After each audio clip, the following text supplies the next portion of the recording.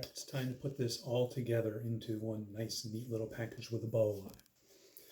What we've been doing is to find the area under a curve from one number to another number. We break that up into so many rectangles, and then we use some representative x value from within each rectangle, right? We might use the left endpoint, we might use the right endpoint, we might use the midpoint, but some representative value for x to give us the height of that rectangle. Then we multiply the height of the rectangle times the width of the rectangle, add them all together, and that gets our approximation. We have some error, some underestimation there, some overestimation there. That'll help cancel it out a little bit, but we'll still be off. A way to get a better approximation here, a better estimate, is to use more rectangles. Each time we use more rectangles, these little areas that we're missing, or on this side, the little areas we're getting extra, get smaller, right? That's our error. If the error is getting smaller, then our approximation is getting better. If we do even more rectangles, those little areas will be even smaller. So, cut it into rectangles, plug some representative value for x into the function to get the height of the rectangle, multiply it by the width of the rectangle, which is just the length of the interval divided by how many rectangles there are. Take more and more and more rectangles, and you get closer and closer to the real thing. But you already knew that, because you've been looking at it for the last 1 minute and 42 seconds. This notation right here says, take some representative x value from within each rectangle, plug it into the function to get the height of the rectangle, multiply that by the width of the rectangle. You will see this written sometimes as delta x, meaning change in x, kind of like we did when we were talking about the slope between the 2 points to find the slope at a point. The width of our interval here is just called delta x, which is b minus a, the length of the interval, divided by how many rectangles there are. This says add them all up, which is what we've been doing, from the first one to the nth one.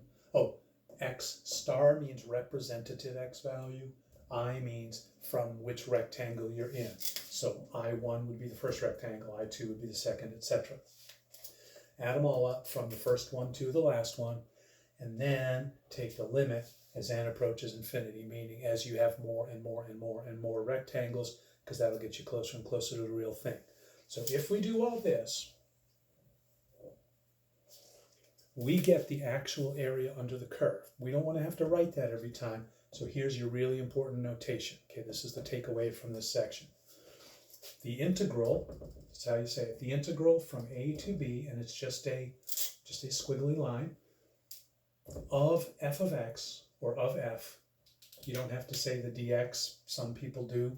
The dx is important because it represents the delta x. Right, so we have the height of the rectangle, the width of the rectangle there, and when we start using it for other things, the dx will play a very important role.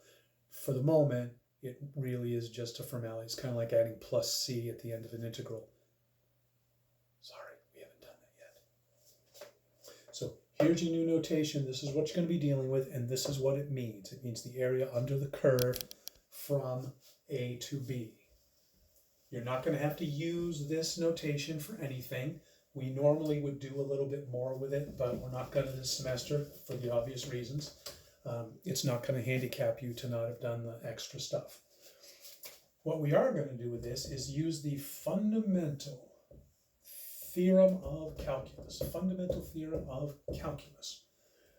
which tells us that the integral from a to b of f, the area under the curve from a to b, is equal to big F of b minus big F of a,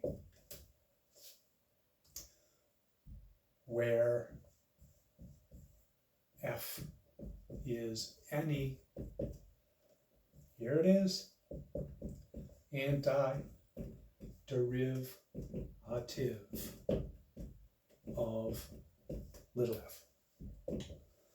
Okay, so this is why we cared about the antiderivative at the end of the last chapter.